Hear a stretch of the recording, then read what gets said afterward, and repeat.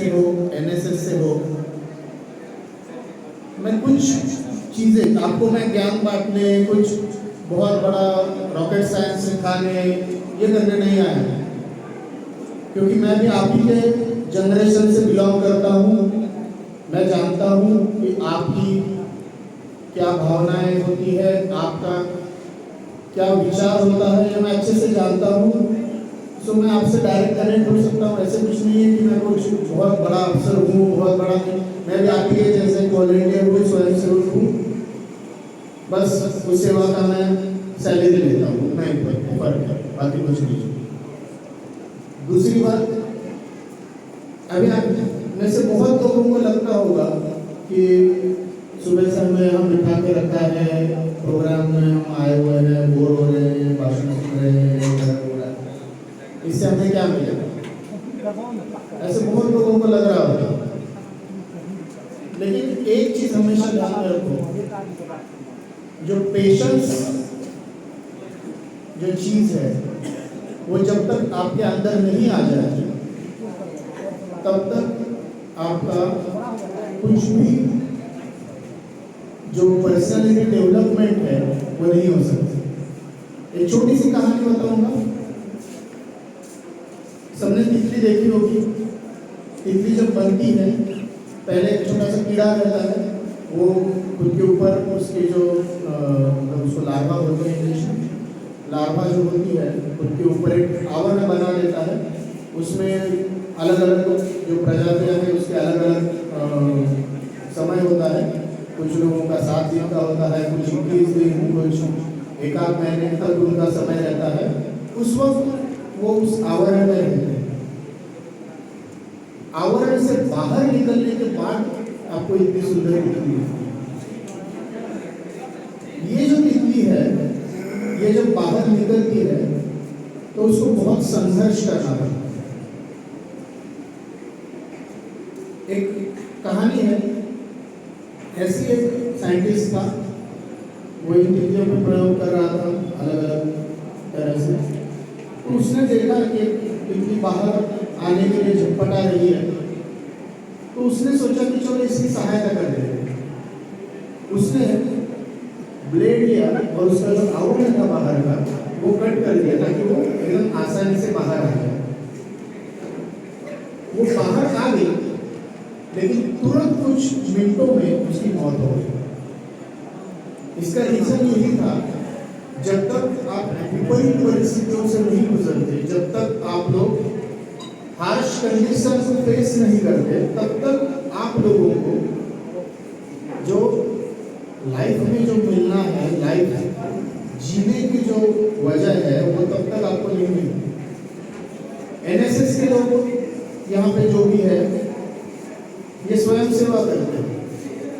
लोग सोचते हैं कि एनसीसी के बच्चे देखें, एनसीसी के बच्चे बड़े डिसिप्लिन्ड है, उनका यूनिफॉर्म है, उनको सब लोग जानते हैं कि एनसीसी के है, हमें क्या मिलता है, हमें तो कुछ नहीं मिलता।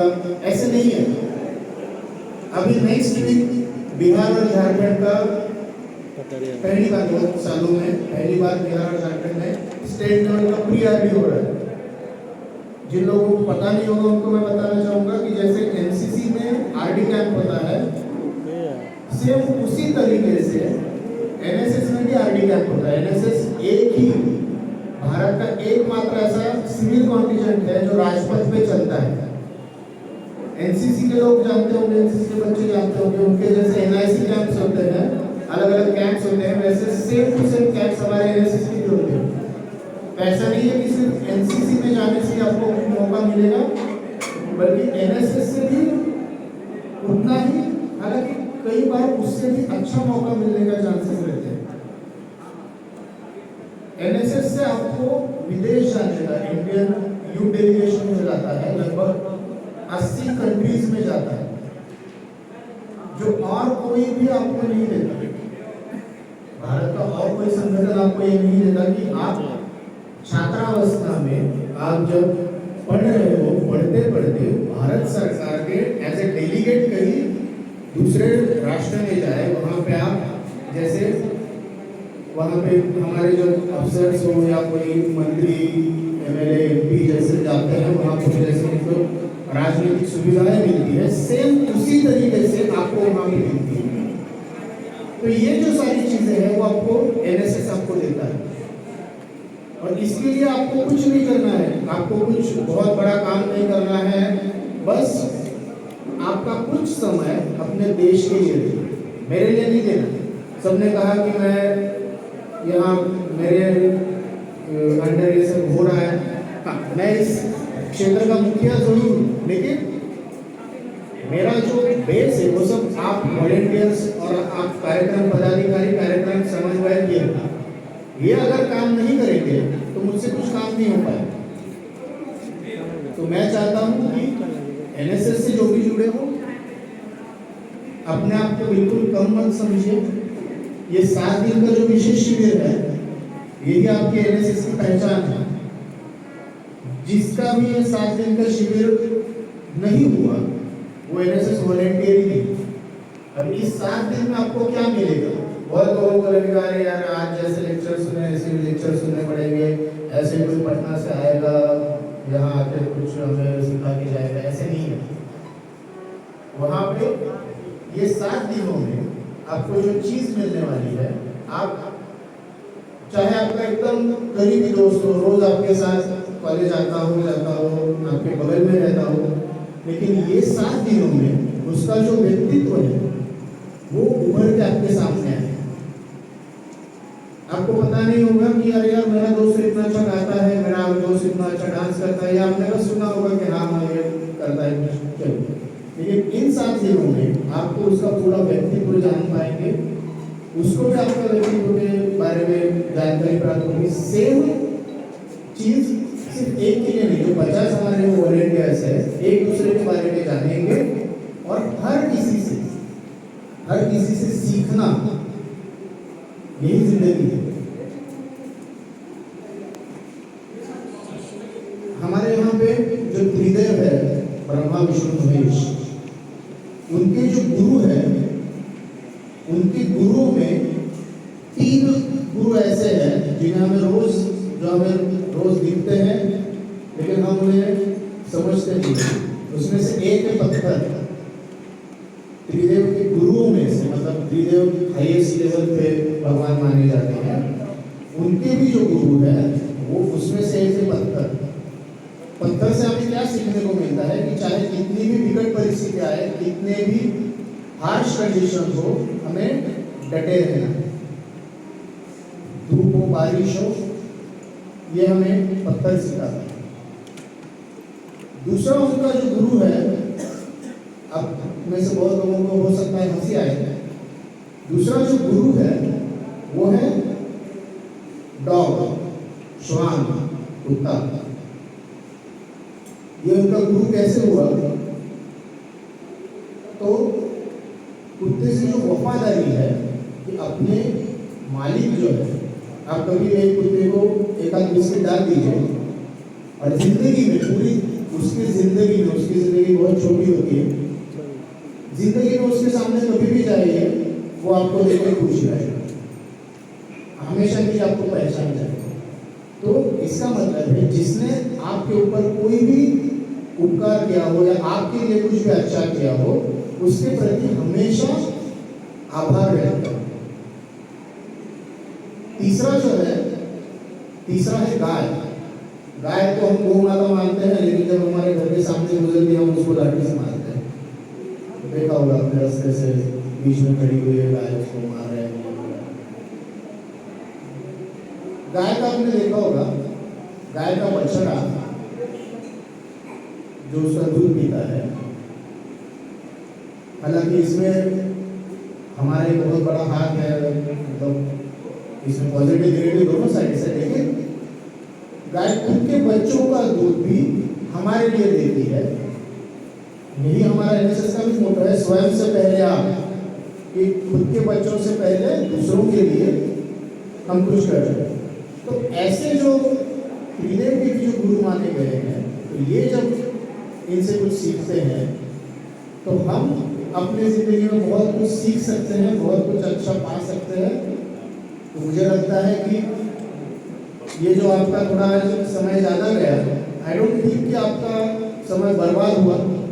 डेफिनेटली आपने कुछ तो किसी से भी सुना होगा, कुछ थोड़ा सा 0% नहीं, लेकिन 0.1% भी अगर आपके आचरण में आया जाएगा, इतने लोगों ने जो कहा, क्योंकि ये सारे जो लोग हैं यहाँ से बड़े हैं, उम्र में बड़े हैं, पोस्ट में बड़े हैं, अनुभव में बड़े हैं, क्योंकि हमेशा जो चीज़ें हैं वो बड़ों से सीखनी चाहिए। यहाँ पे साइंस के बहुत सारे टीचर्स हैं। एक साइंटिफिक रीज़न मैं बताता हूँ कि हम लोग भारतीय संस्कृति में हम लोग बड़े लोगों के, जो हमसे उम्र में बड़े हैं, उनके पैर छूते हैं। इसका एक साइंटिफिक रीज़न है, बहुत लोगों को आई डोंट थिंक पता होगा, है किसी को पता कि हम लोग बड़े लोगों के पैर क्यों छूते हैं? आशीर्वाद पाने के लिए। वो तो सब कहने की बात है। कुछ लोग तो ऐसे ही आ गए, यार कौन आ गया घर में करके चलो यार पैर ऐसे ही करके, लेकिन उसके रीज़न क्या है? साइंटिफिक रीज़न किसी को पता है कि हम किसी भी बड़े व्यक्ति के पैर क्यों छूते हैं? है कोई पता है? नहीं है कोई? अरे यार इतने लोग यार,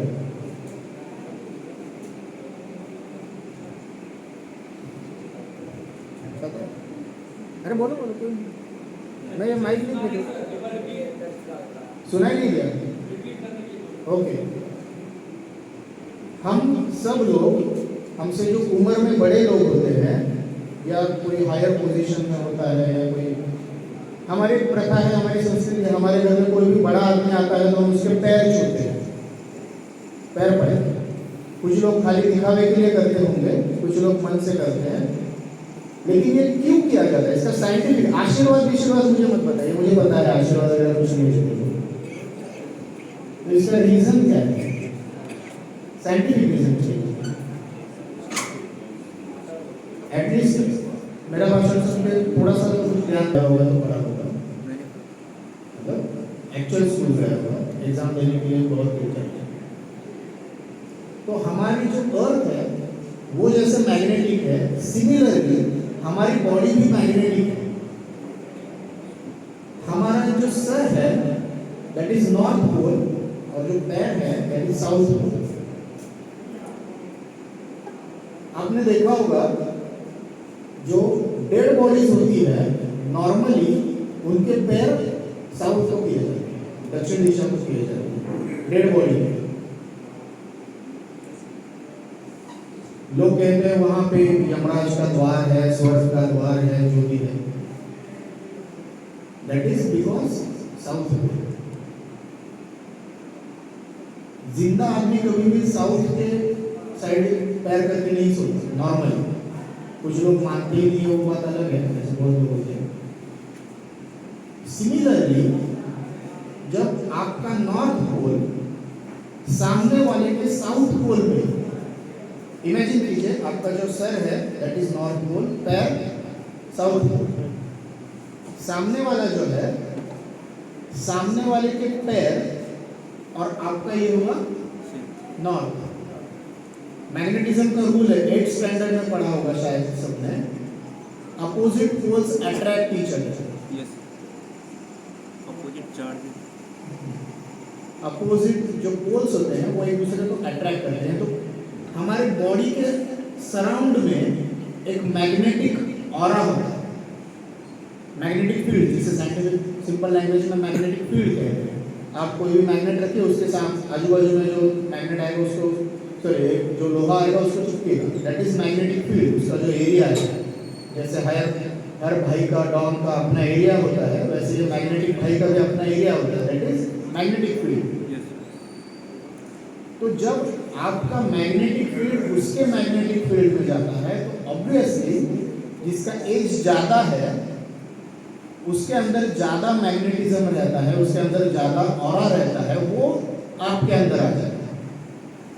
तो उसमें जो अच्छी चीज़ें हैं या बुरी चीज़ें हैं, जो भी है, वो आप में थोड़ी थोड़ी समाती जाती है। इसलिए कभी कोई छोटे लोगों के पैर नहीं पड़ता कि छोटा बच्चा जा रहा है मैं उसके पैर पड़ेगा, क्योंकि अल्टीमेटली और एक साइंस का रूल है, हायर टू लोअर फ्लो होता है। टंकी देखिए आप, ऊपर से नीचे आता है पानी, नीचे से ऊपर नहीं जाता, सेम।